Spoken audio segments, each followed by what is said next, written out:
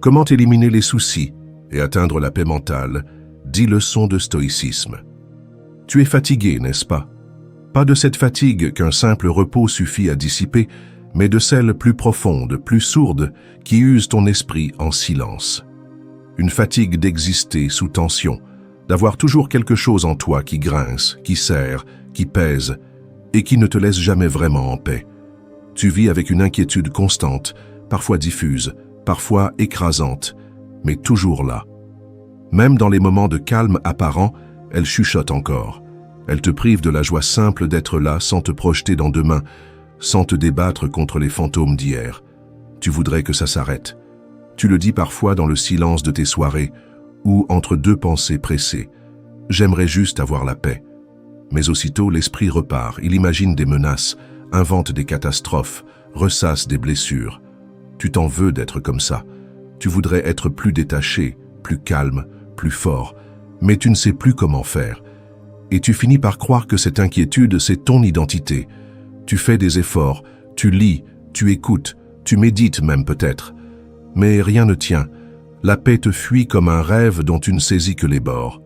Alors tu t'occupes, tu détournes les yeux, mais au fond, tu sais, tu n'es pas tranquille. Et pourtant, tu es ici. Tu as cliqué, tu es resté. C'est peut-être peu, mais c'est immense, car il existe un autre chemin. Un chemin qu'on ne trouve pas dans les vitrines du bien-être, mais dans les replis silencieux d'une sagesse ancienne. Le stoïcisme. Non pas une posture rigide, mais une vision bouleversante, humaine, terriblement lucide. Capable de t'éclairer non pas en t'expliquant ta souffrance, mais en t'aidant à la traverser. Tu n'as pas besoin d'y croire, tu as juste besoin d'écouter. Parce qu'au détour d'un mot, d'une image, d'une phrase peut-être, quelque chose en toi va vibrer. Et ce moment-là, ce moment de bascule pourrait bien tout changer. Cette vidéo ne promet rien d'autre que cela. Un espace pour t'arrêter, regarder autrement et peut-être commencer à respirer plus librement. Elle ne résoudra pas tout, mais elle peut t'ouvrir une porte. Et derrière cette porte, il se pourrait bien que la paix t'attende depuis longtemps. Bienvenue sur notre chaîne Les Méditations Stoïciennes. Si cette voix t'appelle, abonne-toi pour ne pas perdre le fil. Écris-nous un commentaire si une phrase résonne en toi. Laisse-nous un like si ton cœur s'apaise et partage ce moment avec ceux qui, comme toi, cherchent à sortir du bruit pour retrouver l'essentiel. Commençons par la première clé. Tu n'es pas ton inquiétude. Tu crois peut-être que l'inquiétude fait partie de toi, comme une ombre que tu traînes depuis toujours. Elle s'infiltre dans ton esprit au réveil, s'installe dans ton ventre comme une tension sourde, colore tes pensées même dans les moments où rien ne menace. Tu ne la questionnes plus. Elle est là. C'est devenu normal. Mais laisse-moi te le dire, ce n'est pas toi. Il y a une chose que Zénon de Kition écrivait dans une ligne presque effacée d'un fragment ancien. Ce qui trouble l'homme n'est jamais en lui, mais ce qu'il croit être en lui. L'inquiétude ne naît pas de toi, elle naît de l'identification. Tu l'as confondue avec ta conscience, mais elle n'est qu'un nuage passager, un réflexe du mental, une mémoire du danger déguisée en boussole. Tu te racontes peut-être « je suis une personne anxieuse ». Mais regarde bien cette phrase. Elle enferme. Elle te colle une étiquette, comme si le souci définissait ton être tout entier. Alors que la vérité est plus subtile, tu vis des moments d'inquiétude, oui. Mais ces moments ne sont pas toi. Ils traversent ton champ de conscience comme le vent traverse une pièce vide. Ils peuvent être là sans que tu y poses ton nom. Ce mécanisme est ancien. Il s'ancre dans la peur de ne pas maîtriser, dans le besoin de contrôler l'incertain. Mais vois comme ce besoin te trahit. Plus tu veux tout prévoir, plus tu offres de terrain à ton inquiétude. Le contrôle absolu est une illusion. Et tant que tu le poursuis, tu donnes au souci un terrain fertile. La sortie, elle commence ici, en observant cette voix intérieure sans lui répondre, en la laissant parler sans en faire une vérité, en posant une distance douce, presque amicale, entre toi et elle. Tu n'as pas besoin de la faire taire, tu as seulement besoin de ne plus l'écouter comme si elle était toi. Tu n'es pas ton inquiétude, tu es l'espace qui la contient, la regarde et la laisse passer. Et dans cet espace, si tu apprends à y demeurer, la paix s'invite naturellement. Comme une lumière douce dans une pièce que l'on cesse enfin de remplir. Passons maintenant à la deuxième vérité. Le monde n'est pas contre toi. Tu as grandi dans l'idée qu'il fallait être sur tes gardes, que les autres pouvaient te blesser, que la vie devait être anticipée, que le monde était, sinon hostile, du moins indifférent à tes blessures. Alors tu t'es tendu, tu t'es armé de prudence, de contrôle, de scénarios défensifs, et cette posture, à force, est devenue ta manière d'être au monde. Mais cette méfiance constante t'épuise, elle crée des murs là où il n'y avait que des portes entr'ouvertes. Tu interprètes un silence comme un rejet, un retard comme une injustice, une difficulté comme une preuve que quelque chose te résiste. Pourtant, la réalité est souvent bien plus neutre que ton esprit ne le croit. Elle n'a pas d'intention. Elle ne cherche pas à t'éprouver. Elle est, simplement. Cléante disait « Ce qui vient à nous n'est ni bon ni mauvais, mais ce que nous en faisons devient l'un ou l'autre. » C'est une invitation radicale. Cessez d'attribuer aux événements une volonté malveillante. Le monde ne te veut rien, ni bien ni mal. Et cette neutralité, loin d'être froide, est en réalité libératrice. Elle t'ouvre à une nouvelle manière de regarder, sans jugement, sans plainte, sans fiction. Pense à ce jour où tout semblait te tomber dessus, cette remarque injuste, ce message oublié, cet imprévu qui dérange. Tu t'es senti visé, fragilisé. Mais si tu regardes bien, rien de tout cela ne te visait personnellement. Ce n'étaient que des fragments de vie, des gestes humains, des hasards, des maladresses. Ce n'était pas une attaque, c'était juste la vie, dans son désordre ordinaire. Plus tu crois que le monde t'en veut, plus tu réagis avec tension, défiance, colère. Et plus tu entres dans un cercle clos où tout te semble hostile, parce que ton regard a appris à filtrer ce qui confirme ta peur. Ce n'est pas la réalité qui t'agresse, c'est ta représentation de cette réalité. Alors repose cette idée que tout est contre toi. Elle ne t'aide pas, elle ne t'a jamais protégé, elle t'a juste isolé. Le monde n'est pas un ennemi. Il est un miroir parfois brut, souvent inattendu, mais profondément neutre. Et dans cette neutralité, tu peux cesser de te défendre pour enfin commencer à vivre. C'est ici que commence une paix plus vaste. Quand tu n'attends plus que la vie te caresse pour y voir de la beauté, quand tu n'as plus besoin que les choses soient faciles pour y reconnaître un passage. Le monde n'est pas contre toi, il est, et cela suffit. Venons-en à la troisième voie. Accepte ce que tu ne contrôles pas. Tu veux que tout se passe bien. Tu veux que les autres te comprennent, que ton corps réponde, que le monde soit à la hauteur de tes efforts. Et quand ce n'est pas le cas, ce qui arrive souvent, tu te crispes. Tu luttes, tu rumines, tu cherches où tu as failli, comme si tout devait toujours dépendre de toi. Mais une grande part de ta souffrance vient de là. Tu veux dominer ce qui ne t'appartiendra jamais. Musonius Rufus enseignait à ses disciples « Ce n'est pas la nature qui doit s'adapter à notre volonté, mais notre volonté qui doit apprendre à écouter la nature. » Cette phrase n'est pas une résignation, c'est une libération. Car plus vite tu reconnais les frontières de ton pouvoir, plus vite tu peux cesser de t'y heurter en vain. Tu retrouves ton énergie, ta clarté, ton souffle. Il y a tant de choses que tu ne peux pas diriger. Le temps qu'il fait, la pensée des autres, les choix qu'on fait loin de toi, les souvenirs qui reviennent sans invitation. Tu peux t'en plaindre, tu peux t'y opposer, tu peux faire semblant que tu maîtrises. Mais tout cela ne changera rien.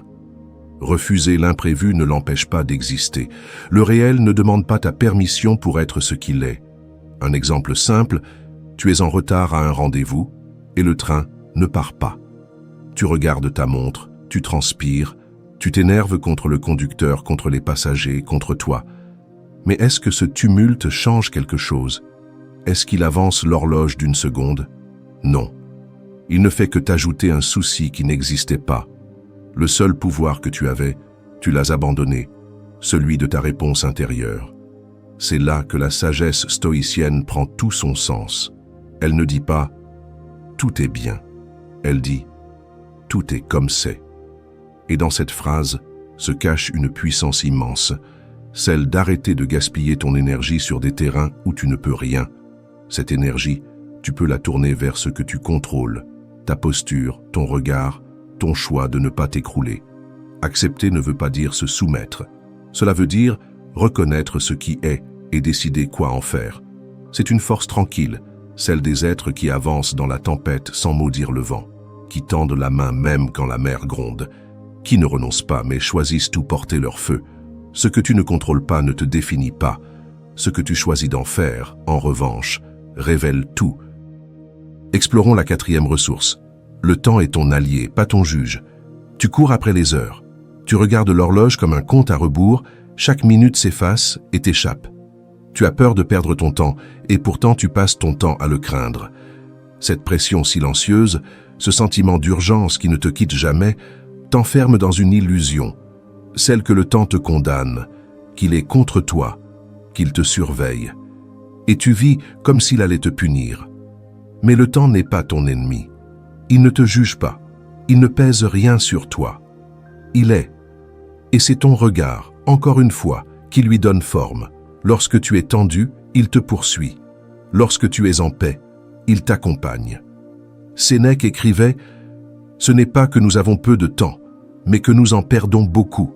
Ce n'est pas le temps qui te manque, c'est la présence. Tu t'imagines que tout doit être accompli vite, que tu dois réussir à un âge précis, comprendre avant qu'il ne soit trop tard, réparer avant que l'autre ne s'éloigne.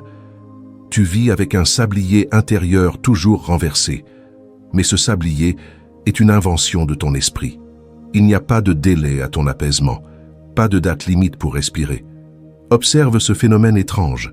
Plus tu paniques à l'idée de manquer de temps, plus tu le gaspilles à lutter contre cette idée. Tu n'es plus dans le moment, tu es dans l'anticipation du moment suivant. Tu es vivant, mais absent. Tu existes, mais en contre-jour. Et pourtant, le temps peut devenir un refuge. Non pas un cadre rigide, mais un espace. Une matière dans laquelle tu peux ralentir, habiter, t'étendre. Si tu apprends à ne pas te précipiter, tu retrouveras l'étonnant pouvoir de goûter ce qui t'entoure. Le souci s'efface quand tu cesses de courir vers après. Regarde ceux qui trouvent à la paix. Ils ne font pas plus. Ils font moins, mais plus consciemment. Ils marchent lentement, répondent avec calme, ne cherchent pas à remplir le silence. Ce n'est pas qu'ils ont plus de temps, c'est qu'ils ne le traitent pas comme un fardeau. Le temps n'est pas un sablier au-dessus de ta tête.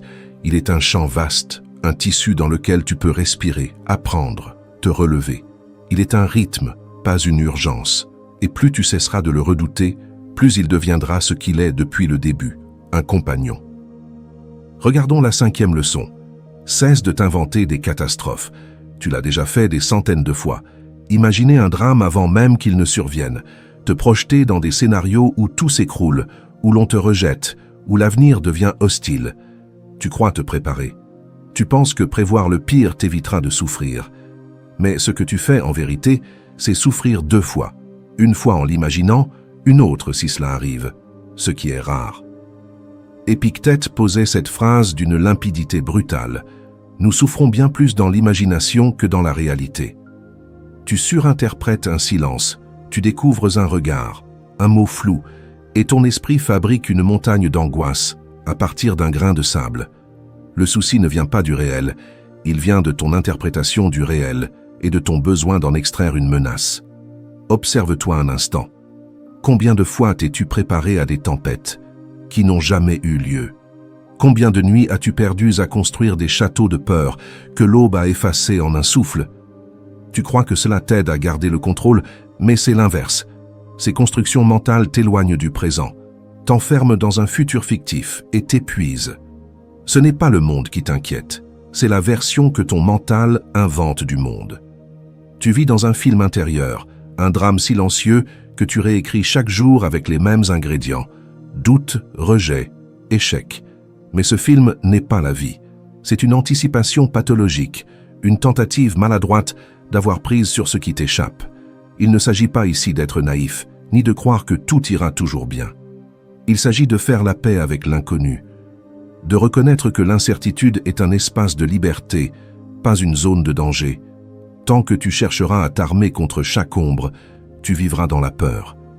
Mais si tu acceptes que l'avenir ne t'appartient pas, tu pourras enfin poser les armes. À chaque pensée catastrophique, tu peux t'arrêter, respirer, demander « Est-ce que cela est vrai maintenant ? Ou est-ce une histoire que je me raconte encore ?» Et dans cette simple question, tu reprends possession de ton esprit. Cesse de t'inventer des catastrophes. Le réel, même dur, est souvent plus supportable que la fiction que tu t'en fais. Et c'est dans cette lucidité que commence ta délivrance. Continuons avec la 6e discipline. Ralentis le flux de tes pensées. Tu penses trop. Pas trop parce que tu es intelligent, ni parce que tu es profond. Tu penses trop parce que tu as oublié comment ne pas penser. Ton esprit est devenu un moteur sans pause, qui tourne même quand il n'a plus de carburant. Tu ne laisses plus de silence entre deux idées, plus d'espace entre deux jugements. Et c'est dans ce flux continu que le souci prospère. Chrysippe disait « Ce n'est pas le tumulte du monde qui nous trouble, mais celui de nos pensées à son sujet. » Si tu ralentis ton esprit, tu changes ton rapport au monde. Tu n'as pas besoin d'éteindre ton mental, mais de retrouver une cadence plus humaine. Un rythme dans lequel chaque pensée peut naître, se poser et disparaître, sans emporter tout ton être avec elle. Regarde-toi parfois, tu es assis, tout est calme autour de toi, et pourtant ton cœur s'emballe. Pourquoi? Parce que ton esprit continue de courir. Il simule, il rejoue, il prévoit, il invente. Tu es là, mais ton esprit, lui, est ailleurs. Et à force d'être ailleurs, tu n'es plus nulle part. Ralentir n'est pas fuir, c'est reprendre pied. Ce n'est pas nier ce que tu ressens, c'est lui redonner une juste place. Une pensée n'a pas à devenir une obsession. Une idée n'a pas à dicter ton humeur. Tu peux les voir passer, comme on regarde des nuages défiler sans avoir besoin de les nommer. Ce geste intérieur, ce retournement vers l'observation, est déjà un acte de paix. Il y a des moyens simples. Marcher lentement, écouter sans commenter, respirer sans chercher à changer quoi que ce soit. Ce ne sont pas des techniques magiques, ce sont des rappels. Des moyens de te reconnecter à ce que ton mental tente de fuir. Le moment présent, brut, sans décor. Le souci a besoin de vitesse pour se nourrir. Il veut t'entraîner dans sa course. Mais si tu ralentis, il s'essouffle. Il devient flou puis silencieux. Et dans ce silence, tu retrouves une présence plus vaste que toutes tes pensées. Tu n'as rien à faire, juste à rester là, un peu plus longtemps que d'habitude. Ce n'est pas ton cerveau qu'il faut ralentir, c'est ton adhésion à chaque pensée. Tu n'es pas obligé de suivre tout ce qui passe. Tu peux rester immobile. Et dans cette immobilité, tu redeviens maître de ton espace intérieur. Abordons la 7e pratique. Choisis la clarté intérieure plutôt que l'encombrement. Ton esprit est plein, trop plein, d'informations, de souvenirs, d'attentes, de conversations inachevées, de désirs flous, de tensions qui ne savent plus où se loger. Tu n'as plus de place pour toi. Tout est enchevêtré comme un fil noué qu'on tire sans jamais le démêler. Et dans ce vacarme silencieux, le souci se faufile, trouve sa tanière et s'y installe. Musonius Rufus disait « L'âme ne peut entendre sa propre voix si elle est sans cesse occupée à répondre à 1000 autres. » Cette clarté intérieure, tu ne l'atteindras pas par accumulation. Tu ne peux pas t'apaiser en ajoutant toujours plus. Plus de savoir, plus de stratégie, plus d'explications. La paix ne se construit pas, elle se dégage, comme une pièce qu'on vide pour mieux y respirer. Chaque jour, tu laisses entrer des centaines de pensées sans faire le tri. Tu consultes, tu compares, tu commentes. Tu veux tout comprendre, tout prévoir, tout absorber. Mais cette boulimie mentale t'empoisonne. Tu finis par confondre agitation et intelligence, vitesse et lucidité. Tu ne réfléchis plus, tu réagis. Et pourtant, tu sens bien que quelque chose en toi aspire à plus simple, à plus net. Ce n'est pas que tu veuilles tout quitter, c'est que tu veux enfin habiter ce que tu vis, te reconnecter à ce qui est essentiel, laisser le superflu tomber comme la poussière qu'on n'avait jamais pensé à balayer. Cela commence par un choix, non spectaculaire, mais radical. Le choix de ne pas t'alourdir davantage, de ne plus laisser tout entrer, de ne pas croire que chaque pensée mérite ton attention. Tu n'es pas obligé de tout garder. Tu peux poser, déposer, abandonner ce qui ne te nourrit plus. Pense à ton esprit comme à une pièce lumineuse. Plus tu l'encombres, moins la lumière y circule. Et parfois, le simple fait d'ouvrir une fenêtre suffit. Tu n'as pas besoin d'ajouter quoi que ce soit. Tu as juste besoin de faire de la place. Choisir la clarté, c'est choisir une forme d'élégance intérieure, une manière d'être en soi sans bruit. Et cette clarté, une fois accueillie, devient un terrain où le souci n'a plus prise. Il glisse, il s'efface, il n'a plus de nœud où s'accrocher. Avançons vers la 8e sagesse. Ne poursuis pas le bonheur, cultive l'équilibre. Tu veux être heureux, bien sûr que tu veux l'être. C'est ce que tout le monde te répète depuis l'enfance. Sois heureux, cherche le bonheur, trouve ce qui te rend heureux. Mais cette injonction, à force de t'habiter, est devenue un piège, car plus tu le poursuis, plus il semble te fuir. Le bonheur est devenu une cible mouvante, un horizon toujours un peu plus loin, jamais vraiment là.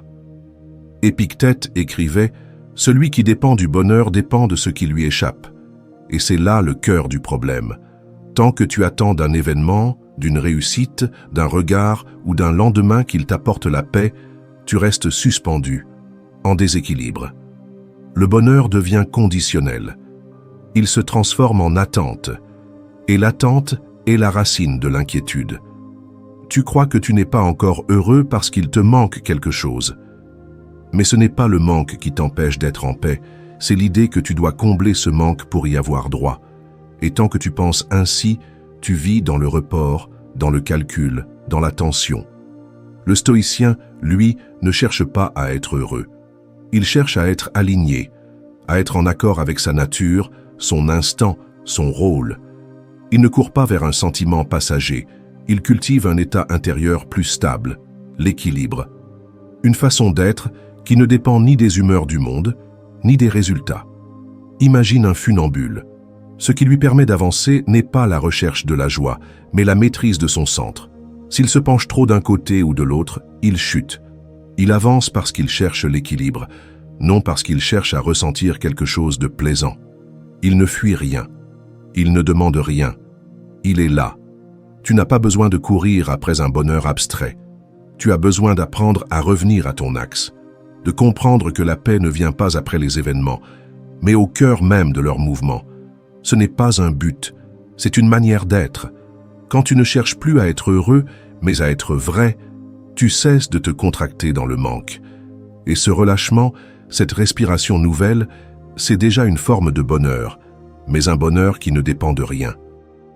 Concentrons-nous sur la 9e force. Transforme le souci en discipline. Tu as longtemps cru que le souci était un ennemi, un parasite à faire taire, une voix à étouffer. Mais si tu le regardais autrement, et s'il était, non pas un poison, mais un signal, une invitation à te transformer, le souci peut devenir une force, à condition de le transmuter. Cléante écrivait « L'homme vertueux ne craint pas ses passions, il les dresse comme on dresse un cheval indompté. » Cette image est puissante. Le souci est une énergie brute. Il contient une tension, un mouvement, un feu. Si tu l'ignores, il te consume. Mais si tu l'attrapes avec lucidité, il peut devenir un levier. Non pour tout contrôler, mais pour mieux te connaître, mieux t'orienter, mieux agir. Pense à ces fois où tu t'es inquiété à en perdre le sommeil. Tu tournais en rond, sans solution. Mais parfois, à force de fatigue, tu t'es arrêté. Et dans ce silence, une clarté est venue, une décision, un recentrage. Ce n'était pas le souci qui t'avait détruit, c'était la fuite. Quand tu l'as regardé en face, sans panique, tu as commencé à comprendre. Transformer le souci en discipline, c'est apprendre à t'asseoir avec lui, à le disséquer, à voir ce qu'il veut te dire sans lui obéir. Il parle souvent de tes valeurs, de tes attachements, de tes blessures. Il te montre là où tu veux bien faire, là où tu veux être aimé, là où tu veux que les choses aient du sens. Il n'est pas l'ennemi. Il est le messager maladroit de ton humanité, mais il faut le recadrer, le remettre à sa place. Chaque fois qu'il surgit, demande-toi « Qu'est-ce qui m'échappe ici? Quelle peur se cache dessous? Et surtout, qu'est-ce que je peux faire maintenant, avec calme, avec justesse ?» Cette pratique, répétée, forge une forme de rigueur intérieure. Non pas froide, mais alignée, présente. Ce n'est pas une méthode rapide, c'est une discipline lente. Mais à force, tu ne subis plus ton inquiétude. Tu la regardes, tu la reçois, puis tu choisis. Et dans ce choix, tu redeviens libre. Le souci ne disparaîtra jamais totalement. Mais il peut devenir ton exercice, ton outil, ta force d'ancrage. Et même parfois ton point de départ vers une paix plus profonde que ce que tu avais cru possible. Et enfin, la 10e paix. Arrête-toi ici. La paix t'attendait déjà. Tu as tellement cherché la paix. Dans les livres, dans les autres, dans la réussite, dans le silence, dans les projets. Tu l'as cherchée comme on cherche un abri sous la pluie, en courant. Et plus tu courais, plus elle semblait reculer. Tu as cru qu'elle se méritait. Qu'elle viendrait quand tu aurais fini de régler, d'améliorer, de réparer. Mais la paix ne vient pas après. Elle ne vient pas plus tard. Elle est là. Zénon disait « Ce qui est simple est souvent ce que l'on repousse le plus ». La paix n'a jamais été complexe. Ce qui l'est, c'est notre incapacité à nous arrêter, à cesser la quête, à désactiver ce mouvement intérieur qui nous fait toujours penser qu'il manque quelque chose. Il y a une fatigue qui ne vient pas du corps, mais de l'âme. Une lassitude d'avoir toujours à se défendre, à s'expliquer, à comprendre, à porter le masque de celui qui maîtrise. Mais si tu écoutes bien, tu sais déjà que tu es au bout de cette logique. Tu n'as plus envie de courir, tu veux juste t'asseoir. Et si tu le faisais maintenant, sans avoir besoin de tout comprendre, sans attendre une validation extérieure, juste t'asseoir, respirer, regarder autour de toi, ne rien ajouter, ne rien enlever, dire oui à ce qui est là. C'est cela, la paix stoïcienne.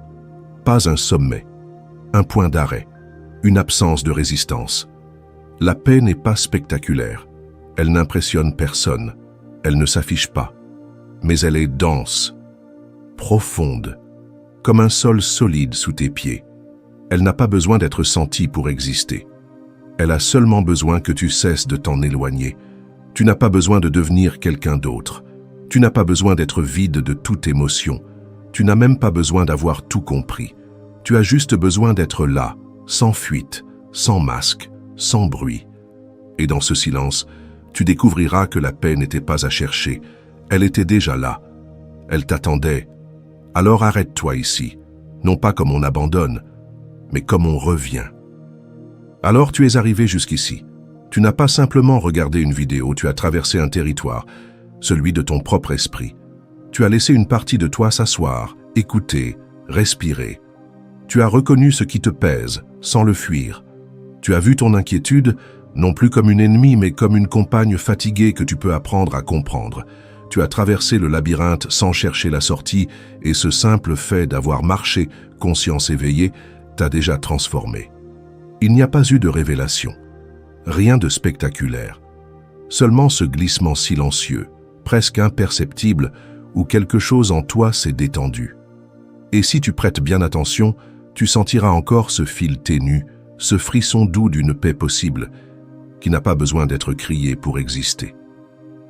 La paix n'est pas une ligne d'arrivée. Ce n'est pas un état permanent, ni une émotion triomphante. C'est un ajustement, une posture intérieure, un relâchement sans renoncement. Elle commence chaque fois que tu cesses de forcer, de projeter, de vouloir saisir. Elle commence quand tu acceptes que ce qui est là maintenant peut suffire. Ce n'est pas du fatalisme, c'est une clarté, une intelligence lente, humble, qui ne cherche pas à vaincre le monde, mais à l'habiter. Si ce voyage t'a touché, ne laisse pas ces mots disparaître. Reviens-y. Ralentis encore. Notre chaîne, les méditations stoïciennes, est là pour ça. Non pour t'impressionner, mais pour t'accompagner. Si une idée t'a marqué, note-la. Si une phrase a résonné, vise avec elle quelques jours.